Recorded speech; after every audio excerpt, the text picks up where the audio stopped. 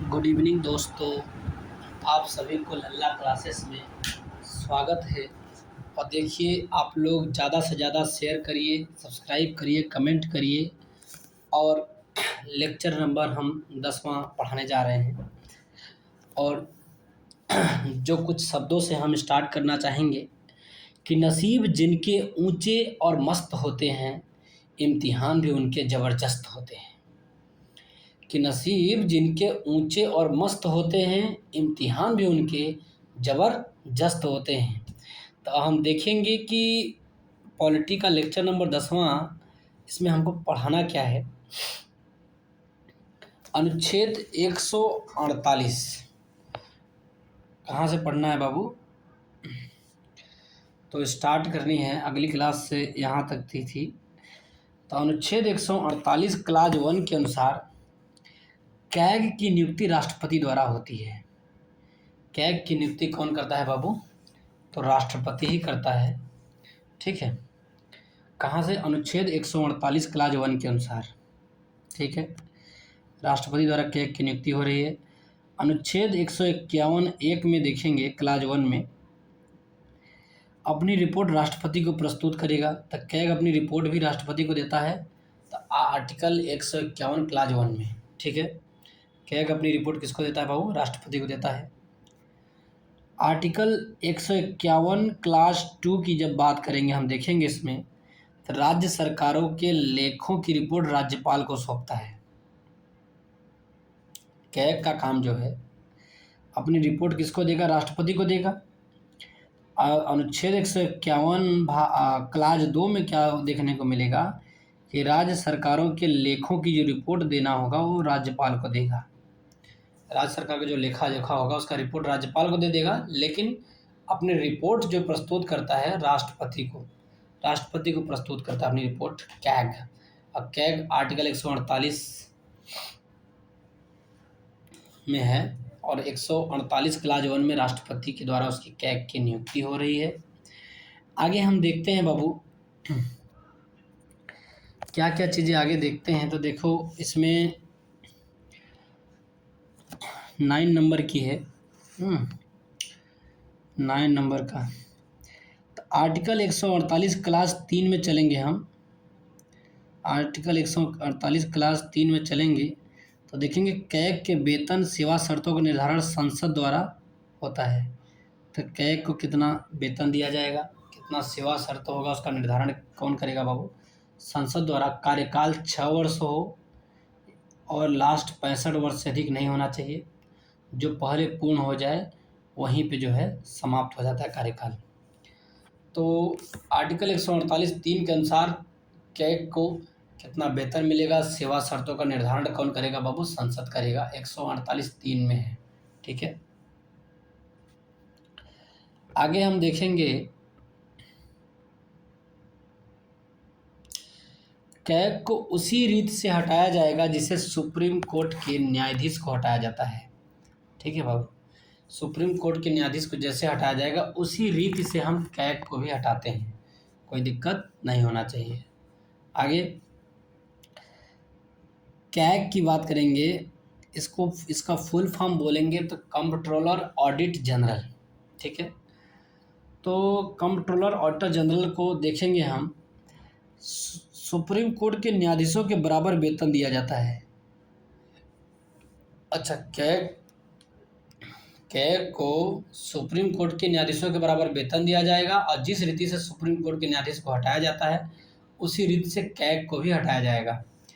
सेवानिवृत्ति के बाद कैग भारत सरकार या राज्य सरकार के अधीन पद के लिए अयोग्य होंगे। जब एक बार कैग की सेवानिवृत्ति हो जाएगी, न तो भारत सरकार के अधीन न तो राज्य सरकार के अधीन पद के लिए क्या हो जाएंगे बाबू? अयोग्य हो जाएंगे। कुछ भी पद नहीं कर सकते, भारत सरकार के अधीन न तो राज्य सरकार के अधीन, कुछ भी नहीं करेंगे। वारे कैग। मुख्य कार्य ऑफ कैग का मुख्य कार्य क्या होता है बाबू? तो संचित निधि के व्ययों का लेखा परीक्षण एवं प्रतिवेदन। संचित निधि से जो भी पैसा खर्च होते हैं उसका लेखा परीक्षण करेगा, उसको प्रतिवेदन करेगा। कैग का एक काम है। दूसरा काम क्या है? आकस्मिक निधि और लोक लेखा निधि के व्ययों का लेखा परीक्षण एवं प्रतिवेदन। तो संचित निधि का देखेगा, आकस्मिक निधि का देखेगा और लोक लेखा निधि का भी व्यय को देखेगा। ठीक है, उसका परीक्षण करेगा, परीक्षण करेगा और प्रतिवेदन दोनों करेगा। तीसरी बातें क्या कही गई है, केंद्र और राज्य सरकारों के भारत के अंदर या बाहर व्यय का लेखा परीक्षण होगा।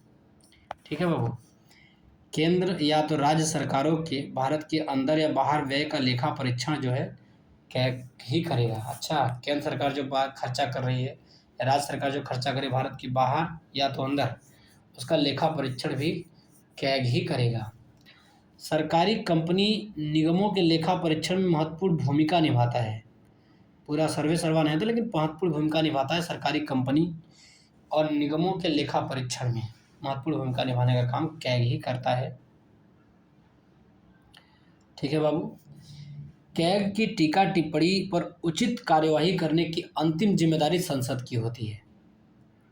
कैग ने जो भी टीका टिप्पणी कर दिया ना, कार्यवाही करने पर उचित कार्यवाही करने की जो अंतिम जिम्मेदारी होती है वो संसद की होती है। कैग ने कोई टीका टिप्पणी किया, उसको उचित कार्यवाही करने के लिए संसद की जिम्मेदारी होती है। संसद की लोक लेखा समिति की बैठकों में उपस्थित रहता है कैग। संसद की जो लोक लेखा समिति होती है ना, उसकी जब बैठक होगी तो कैग क्या रहेगा बाबू, उपस्थित रहेगा। कैग प्रेजेंट रहता है वहाँ पे।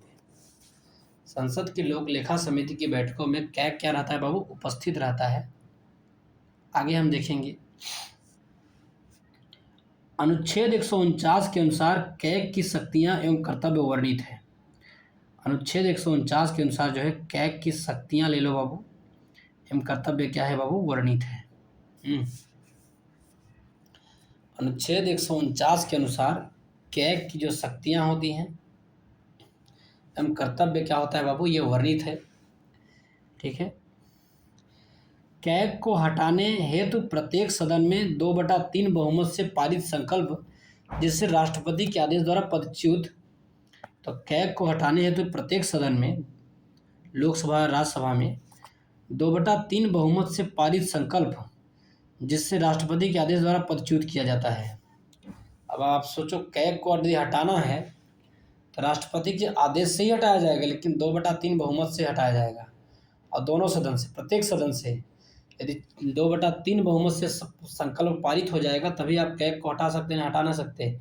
और हटाएंगे कैसे, साबित कदाचार या असमर्थता के आधार पर। कैग को कैसे हटाया जाएगा वो, साबित कदाचार और असमर्थता के आधार पर हम हटा सकते हैं कैग को। कैग को हम कैसे हटा सकते हैं बाबू, साबित कदाचार या असमर्थता के आधार पर हम कैग को हटा सकते हैं।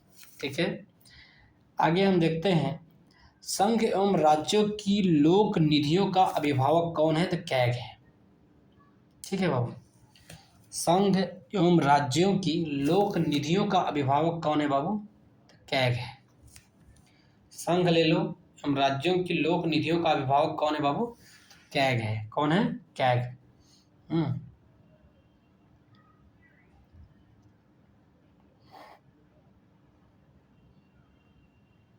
आगे हम देखेंगे, किस वर्ष अकाउंटिंग को ऑडिटिंग से अलग किया गया। किस वर्ष अकाउंटिंग को ऑडिटिंग से अलग किया गया तथा कैग का कार्य केवल सरकारी लेखा तक सीमित रह गया, 1976 में। ठीक है, 1976 में क्या किया गया बाबू, अकाउंटिंग को ऑडिटिंग से अलग कर दिया गया था। अच्छा, अलग कर दिया गया था तथा कैग का जो कार्य जो बचा था केवल सरकारी लेखा तक सीमित रह गया था। सोचो, 1976 का वर्ष था, साल था। हालांकि कैग राज्य स्तर पर दोनों ही दायित्व अकाउंटिंग एवं ऑडिटिंग का निर्वहन करता है। कैग जो है राज्य स्तर पे दोनों ही दायित्व अकाउंटिंग का भी और ऑडिटिंग का भी निर्वहन करता है भी। कैग जो होता है राज्य स्तर पर दोनों ही दायित्व, एक अकाउंटिंग ले लो एंड ऑडिटिंग का निर्वहन करने का काम करता है। अब वरीयता क्रम की बात देखते हैं हम। वरीयता क्रम की बात, राष्ट्रपति सबसे बड़ा होता है। उसके बाद में वरीयता क्रम में उपराष्ट्रपति जी आते हैं, फिर प्रधानमंत्री आते हैं। यहाँ तक तो किसी को प्रॉब्लम नहीं होगा। फिर राज्यपाल, अच्छा चौथे नंबर पे राज्यों के राज्यपाल जी आ जाते हैं। चौथे नंबर पे कौन आ जाएगा बाबू? राज्यों के राज्यपाल आ जाएगा। अब पांचवें नंबर पे भूतपूर्व राष्ट्रपति आएंगे। तो जो राष्ट्रपति पहले रह चुके हों उनकी शक्ति जो है राज्यपाल से कम हो जाती है, ध्यान रखना। तो चौथे नंबर पे राज्यपाल, पांचवें नंबर पे जो आएंगे भूतपूर्व राष्ट्रपति आएंगे। छठवें नंबर पे राष्ट्रपति के बाद, भूतपूर्व राष्ट्रपति के बाद कौन बंदा आएगा? तो मुख्य न्यायाधीश, चीफ जस्टिस ऑफ इंडिया एवं लोकसभा के स्पीकर। तो छठवें नंबर पे कौन आएगा बाबू? तो चीफ जस्टिस ऑफ इंडिया और लोकसभा के स्पीकर छठवें नंबर पे आ जाएंगे। सातवें नंबर की बात करेंगे तो कैबिनेट मंत्री, राज्यसभा या लोकसभा में विपक्ष का नेता भी, अच्छा कैबिनेट मंत्री की पावर होती है। तो सातवें नंबर पे कैबिनेट मंत्री होंगे, राज्यसभा या लोकसभा में विपक्ष का नेता, फिर या तो नीति आयोग का उपाध्यक्ष, या तो बाबू कौन? नीति आयोग का उपाध्यक्ष और राज्यों के मुख्यमंत्री। तो ये सातवें नंबर पे आ रहे हैं। कैबिनेट मंत्री, राज्यसभा या लोकसभा में विपक्ष का नेता सातवें नंबर पे आएंगे। नीति आयोग का उपाध्यक्ष भी सातवें नंबर पे आ रहे हैं। राज्यों के मुख्यमंत्री भी सातवें नंबर पे आ रहे हैं। वरीयता क्रम की बात कर रहे हैं तो ठीक है। आगे हम देखेंगे बाबू लोकसभा के बारे में। तो लोकसभा सीटों के लिए 1971 में की जनसंख्या को आधार माना जाता है, ठीक है, जिसे 84वें संविधान संशोधन 2001 द्वारा 2026 तक यथावत रहने के लिए बोल दिया गया है। तो मैंने पहले भी बता दिया था, आज भी बता दे रहा हूँ। आगे हम देखेंगे 7वें संशोधन जब हुआ था 1956 में, संविधान का 7वें संशोधन 1956 में जब होता है तो उसके द्वारा लोकसभा की जो सीटें होंगी वो कितनी थी? 525 निर्धारित थी। कितना बाबू? 525 एवं 31 संविधान संशोधन 1973 में होता है। कब होता है बाबू? 1973 में। तो उसके द्वारा लोकसभा की सीटें 545 निर्धारित करी गई। सातवां से हम चले गए 31 तक। सातवां संविधान संशोधन कब हुआ था बाबू? 1956 में होता है। सातवां संविधान संशोधन कब हुआ था बाबू? 1956 में होता है, ठीक है।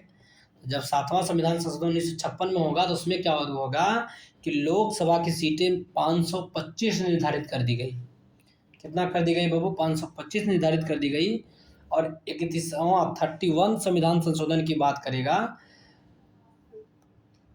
तो 1973 द्वारा लोकसभा की सीटें 545 निर्धारित करी गई, ठीक है। आगे हम बढ़ते हैं। लोकसभा में यूनियन टेरिटरी का सर्वाधिक प्रतिनिधित्व कितना हो सकता है? तो 20 सीटें हो सकती हैं। लोकसभा में यूनियन टेरिटरीज का जो सर्वाधिक प्रतिनिधित्व होगा, सबसे अधिक प्रतिनिधित्व होगा लोकसभा में यूनियन टेरिटरीज का, कितनी हो सकती है बाबू? 20 सीटें हो सकती हैं। अधिक से अधिक 20 सीटें यूनियन टेरिटरी से लोकसभा में हो सकते हैं बस। दिल्ली से कितने हैं बाबू? तो 7। दिल्ली से जो है लोकसभा में प्रतिनिधित्व कितने हैं? 7 लोग। चंडीगढ़ से 1 लोग, दादरा नगर हवेली से 2 लोग, और जम्मू कश्मीर से 5 लोग हैं, और पुदुचेरी से 1 लोग हैं, ठीक है ना। दिल्ली से कितने लोग? 7 लोग। दादरा नगर हवेली से कितने? 2 लोग। चंडीगढ़ से 1 लोग, जम्मू कश्मीर से 5 लोग, पुदुचेरी से 1 लोग, ठीक है। तो लोकसभा में यूनियन टेरिटरीज का सर्वाधिक प्रतिनिधित्व 20 सीटें हो सकता है, ठीक है। आगे देखेंगे लद्दाख में लोकसभा में कितनी प्रतिनिधि हैं? 1। लक्षद्वीप में भी 1, अंडमान निकोबार द्वीप में भी 1।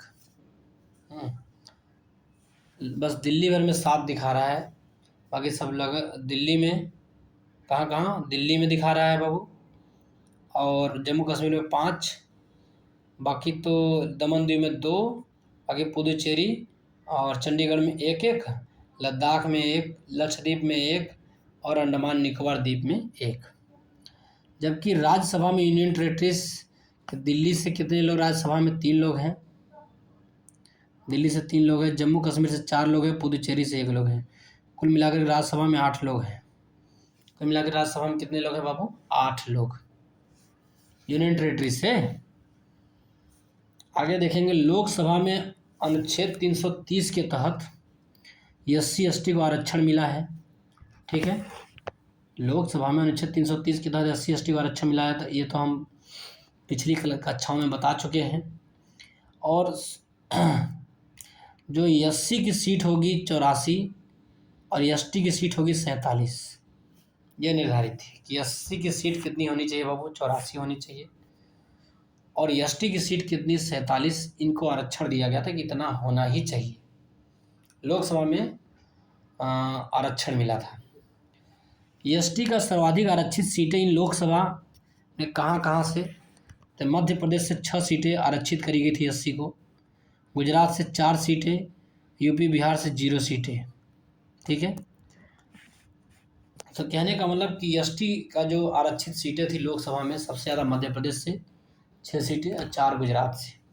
ठीक है, यूपी बिहार से तो कोई सीटें नहीं निर्धारित करी गई थी। आगे हम देखेंगे बाबू, आगे हम देखेंगे अनुच्छेद 6, अनुच्छेद 6 कह रहे हैं, 6वीं बातें कहेंगे कि अनुच्छेद 331 के अनुसार राष्ट्रपति लोकसभा में 2 आंग्ल भारतीय मनोनीत करता था, लेकिन 104वें संविधान संशोधन सन 2019 में, कौन संविधान संशोधन था बाबू? 104वां, द्वारा यह समाप्त कर दिया गया अनुच्छेद 334 में संशोधन करके। ठीक है, तो अनुच्छेद 334 में संशोधन हुआ, तब जाकर के जो है जो लोकसभा में 1-2 एंग्लो इंडियन मनोनीत होते थे उसको समाप्त कर दिया गया। और संशोधन किस अनुच्छेद में हुआ था बाबू? 334 में संशोधन करके उसको समाप्त किया गया था। और कौन सा संविधान संशोधन किया गया बाबू? 104वां संविधान संशोधन सन 2019 में किया गया था। 104वां संविधान संशोधन कब किया गया बाबू? सन 2019 में किया गया था। और किस लिए किया गया था 104वां संविधान संशोधन? तो जो 2 आंग्ल भारतीय राष्ट्रपति जो है लोकसभा में मनोनीत करता था उसको समाप्त करने के लिए। ठीक है, आगे 7वीं बातें देखते हैं। लोकसभा को कार्यकाल पूर्ण होने से पहले भंग किया जा सकता है। ठीक है, कार्यकाल पूरा हो या ना हो उसके पहले भी हम लोकसभा को भंग कर सकते हैं। PM की सिफारिश पर राष्ट्रपति करेगा। सिफारिश कौन करेगा? PM जी, राष्ट्रपति कर देगा। नोट, मंत्रिपरिषद के बहुमत खो जाने पर यह राष्ट्रपति की स्वाभाविक शक्ति, यदि मंत्रिपरिषद जो है बहुमत खो देता है ना, तो राष्ट्रपति की स्वाभाविक शक्ति है कि लोकसभा को भंग करें या ना करें। ठीक है, 8वीं बातें कही गई है कि लोकसभा की बैठक समाप्त की जा सकती है स्थगन के द्वारा। या तो लोकसभा की बैठक समाप्त होगी, स्थगन हो जाएगा तब समाप्त होगी, या तो सत्रावसान हो जाएगा तब समाप्त हो जाएगा। और विघटन रहता है, जो सत्रावसान और विघटन राष्ट्रपति करता है। लोकसभा का सत्रावसान करना या लोकसभा का विघटन करना राष्ट्रपति करेगा, और स्थगन द्वारा भी लोकसभा की बैठक समाप्त हो जाती है। ठीक है, स्थगन के द्वारा भी लोकसभा की बैठक क्या होती है बाबू? समाप्त हो जाती है। आगे हम देखेंगे 9वां नंबर, लोकसभा का कार्यकाल आपातकाल की घोषणा के दौरान, लोकसभा का कार्यकाल जो है आपातकाल की घोषणा के दौरान एक बार में 1 वर्ष तक बढ़ाया जा सकता है। ठीक है, लोकसभा का कार्यकाल जब आपातकाल की घोषणा हो जाएगी ना, तो एक बार में 1 वर्ष तक बढ़ाया जा सकता है। आपातकाल समाप्ति के बाद 6 महीने से अधिक अवधि तक नहीं रहेगी। आपातकाल समाप्ति हो गया तो लोकसभा 6 महीने से अधिक नहीं चलेगी। ठीक है, आपातकाल की स्थिति है तो लोकसभा कार्यकाल 1 वर्ष हम एक बार में बढ़ा सकते हैं। ठीक है, जैसे ही आपातकाल समाप्ति हो जाता है बाबू, तो हम क्या करेंगे, उसकी अवधि 6 महीने से अधिक तक नहीं रह सकती। आगे हम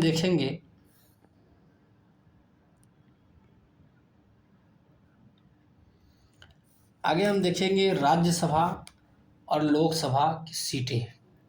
राज्य देखेंगे कौन से राज्य में राज्यसभा में कितनी सीटें हैं और लोकसभा में कितनी सीटें हैं, तो उसके बारे में हम देखते हैं, एक आइडिया लगाते हैं। गुजरात में राज्यसभा से 11 सीटें हैं, लोकसभा से 26 सीटें हैं।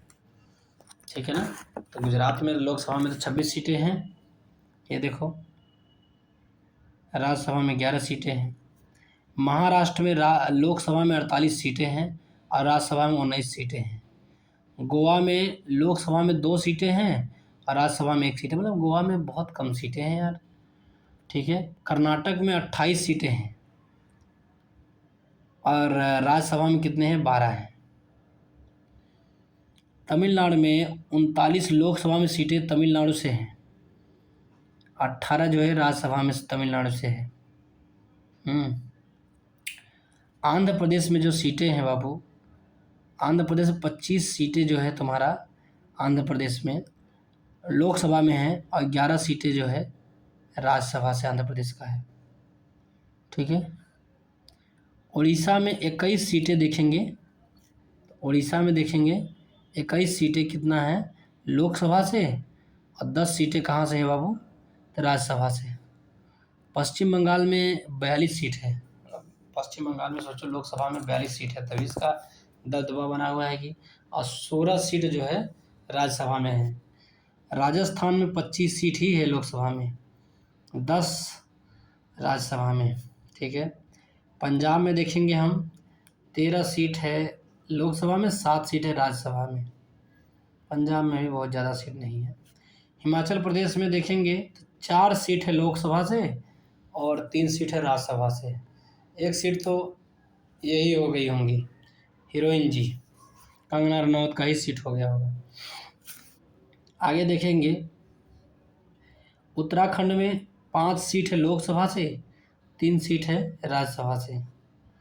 उत्तर प्रदेश का देखेंगे तो 80 सीट है लोकसभा में, 31 सीट है राज्यसभा में। 80 और 31 का रेशियो है उत्तर प्रदेश में।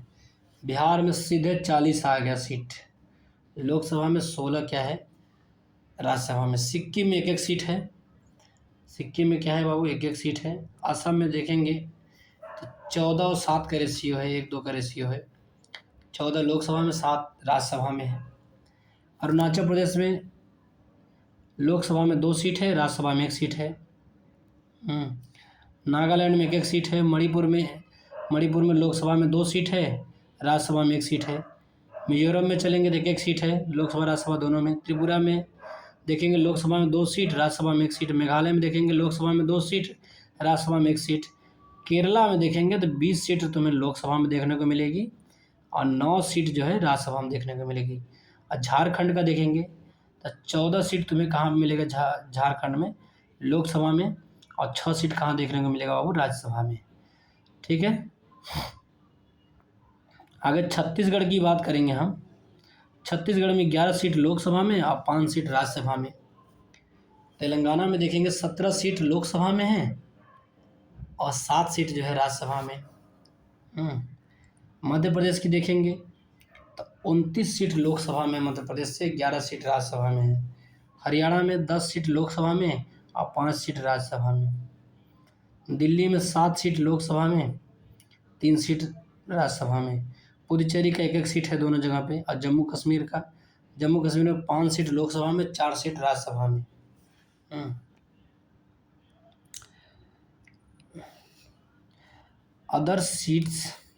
Other union territories have only seats in Lok Sabha, 1 seat each for, मतलब 1-1 सीट होंगी अदर यूनियन टेरेटरीज में देखेंगे हम। ठीक है। आगे हम देखते हैं भाई क्षेत्रफल आधारित सबसे बड़ा लोकसभा निर्वाचन क्षेत्र देखेंगे। सबसे बड़ा लोकसभा निर्वाचन क्षेत्र क्षेत्रफल के आधार पे तो लद्दाख का है, कितना है 173266 किलोमीटर स्क्वायर। तो 1,73,266 किलोमीटर स्क्वायर लद्दाख का देखेंगे, जो कि लोकसभा निर्वाचन क्षेत्र सबसे बड़ा है।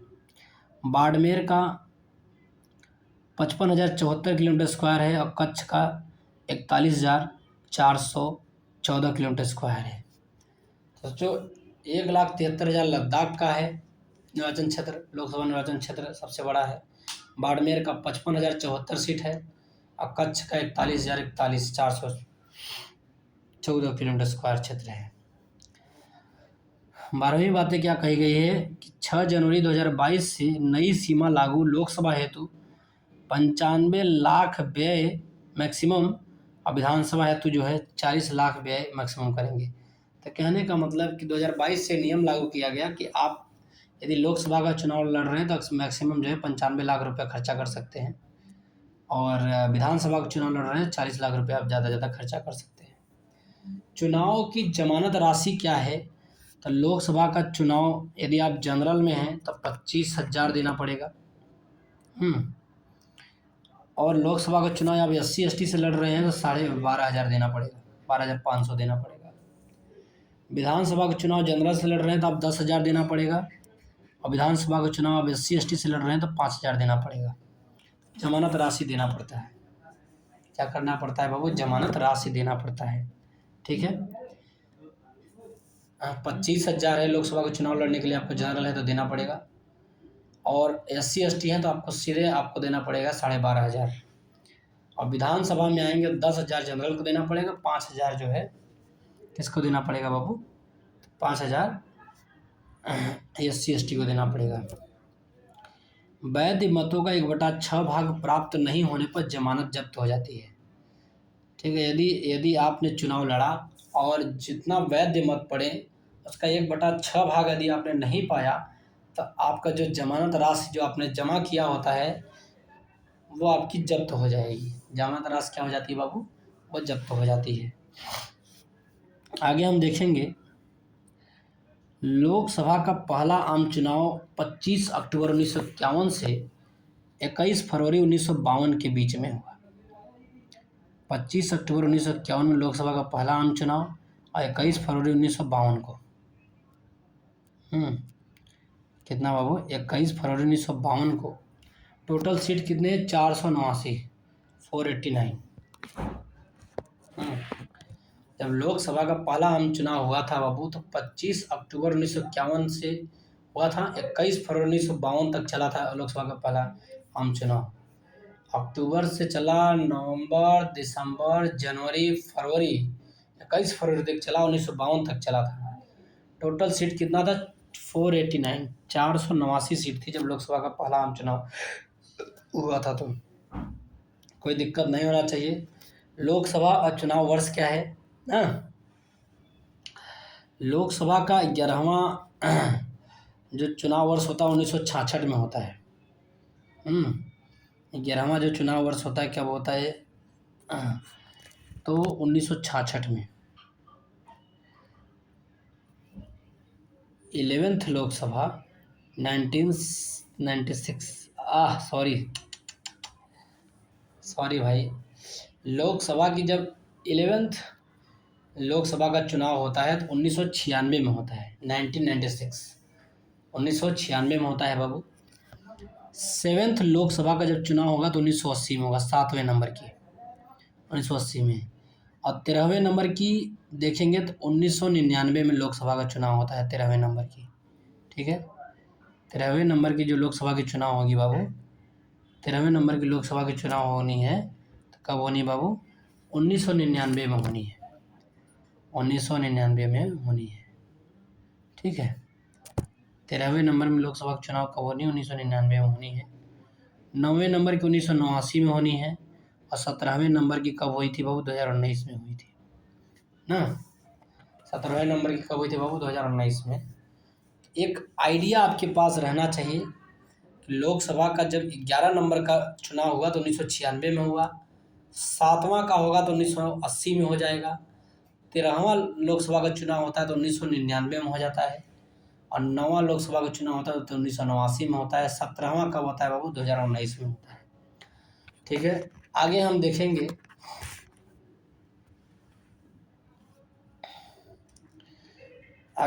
लोकसभा अध्यक्ष को चयनित किया जाता है। जो लोकसभा का अध्यक्ष होता है, स्पीकर होता है, उसको चयनित किया जाता है जो अपने पद की शपथ नहीं लेता है। लोकसभा का अध्यक्ष को चयनित किया जाएगा और वो अपने पद का शपथ नहीं लेता है। इसे हटाने हेतु लोकसभा के सभी सदस्यों के बहुमत से पारित संकल्प द्वारा इसके लिए 14 दिन पूर्व लिखित सूचना देना पड़ेगा। कहने का मतलब कि लोकसभा के स्पीकर को हटाना है तो 14 दिन पहले ही लिखित देना पड़ेगा, लिखित सूचना देना पड़ेगा उसको, और बहुमत से हटाएंगे, लोकसभा के सभी सदस्यों के बहुमत से पारित संकल्प द्वारा। जो लोकसभा के सभी सदस्य के बहुमत से संकल्प पारित होगा। 14 दिन पहले उसको पूर्व लिखित सूचना देंगे, तब जाकर के इसको हम हटाएंगे। यह अपने पद की शपथ नहीं लेता है लोकसभा का अध्यक्ष। ठीक है। 17वीं बातें क्या कही गई कि प्रोटेम स्पीकर सामान्यतः नियुक्त किया जाता है नवनिर्वाचित लोकसभा के वरिष्ठतम सदस्यों में से एक को। मतलब कि जो नया नया लोकसभा बनाई जाती है, निर्वाचित होकर के आती है, तो नवनिर्वाचित लोकसभा के वरिष्ठतम सदस्य, उसमें से जो सदस्य वरिष्ठतम होगा उसी को एक प्रोटेम स्पीकर बना दिया जाता है। क्या बना दिया जाता है बाबू? एक प्रोटेम स्पीकर बना देते हैं। ठीक है। क्या बना देते हैं बाबू? प्रोटेम स्पीकर बना देते हैं। आगे हम 18वीं बातें देखेंगे, क्या बातें कही गई है। अनुच्छेद 100 क्लाज 1 के अनुसार स्पीकर निर्णायक मत का प्रयोग करता है मत टाई होने पर। ये बात हम पहले बता चुके हैं। ये बात हम क्या कर चुके हैं बाबू? पहले बता चुके हैं कि आर्टिकल 100 क्लाज 1 के अनुसार स्पीकर निर्णायक मत का प्रयोग करता है जब मत टाई हो जाता है तब। जब मत क्या हो जाता है बाबू? टाई हो जाता है तब। ठीक है। आगे हम देखेंगे 19 नंबर की बातें क्या कह रही है कि लोकसभा की प्रथम महिला अध्यक्ष कौन रही? मीरा कुमार रही 15वीं लोकसभा से। तो लोकसभा की प्रथम स्पीकर जो बनी मीरा कुमार जी 15वीं लोकसभा से, और 17वीं लोकसभा में ओम बिड़ला जी बने। ठीक है। लोकसभा की प्रथम महिला अध्यक्ष कोई पूछ ले तो मीरा कुमार जी थी, 15वीं लोकसभा में बनी थी, और ओम बिड़ला जी जो स्पीकर बने थे वो 17वीं लोकसभा से बने थे। ठीक है बाबू। आगे हम 20वीं बातें देखेंगे, तो इसमें लोकसभा के प्रथम जनजाति एसटी अध्यक्ष पीएस संगमा जी को बनाया गया था। तो लोकसभा के प्रथम जनजाति अध्यक्ष बनाया गया, लोकसभा का अध्यक्ष बनाया गया था ना, तो जनजाति बंदा जो बना था पीएस संगमा। पीएस संगमा को क्या किया गया था बाबू? लोकसभा के प्रथम जनजाति अध्यक्ष बनाया गया था पीएस संगमा को। आर्टिकल 21 में कह रहे हैं कि 21वीं नंबर की बात में क्या कहा गया है कि लोकसभा सचिवालय पर स्पीकर का नियंत्रण होता है। हाँ, लोकसभा सचिवालय पर किसका नियंत्रण होगा बाबू? स्पीकर का होगा। ठीक है। लोकसभा सचिवालय पे किसका नियंत्रण होता है बाबू? तो स्पीकर का नियंत्रण होता है। कोई दिक्कत नहीं होना चाहिए। पहली लोकसभा में विपक्षी दल CPI communist party of India सबसे बड़ा दल बना। कहने का मतलब है बाबू कि पहली लोकसभा में जो विपक्षी दल होगा CPI communist party of India सबसे बड़ा दल बन गया। क्या बाबू? सबसे बड़ा दल बन गया था। पहली लोकसभा में विपक्षी दल जो है कम्युनिस्ट पार्टी ऑफ इंडिया सबसे बड़ा दल बना था। पहली लोकसभा में विपक्षी दल जो था सीपीआई सबसे बड़ा दल बना था पहली लोकसभा में। सर्वप्रथम 1969 में लोकसभा में नेता प्रतिपक्ष को मान्यता प्राप्त हुई कैबिनेट का दर्जा। 1969 में सर्वप्रथम लोकसभा में नेता प्रतिपक्ष को मान्यता प्राप्त हुई थी कैबिनेट का दर्जा। सबसे पहले राम सुभग सिंह थे। सबसे पहले जो है लोकसभा में प्रतिपक्ष का नेता बने थे राम सुभग सिंह थे। अच्छा, राम सुभग सिंह से नेता प्रतिपक्ष 1969 में जब मान्यता मिली, कैबिनेट का दर्जा दिया गया इनको, कैबिनेट का दर्जा दिया गया राम सुभग सिंह। ठीक है। अब हम आज इस क्लास को यहीं पे समाप्त करते हैं, और हम आपसे एक बात कह देना चाहते हैं कि देखो बाबू, क्लास को लाइक करोगे, शेयर करोगे, कमेंट करोगे, सब्सक्राइब करोगे, तभी हमारे क्लास आप तक जो है सुविधाजनक रूप से आसानी से पहुंच जाएगा। ठीक है। और स्वस्थ रहिए, मस्त रहिए और पढ़ते रहिए, हिम्मत मत हारिए।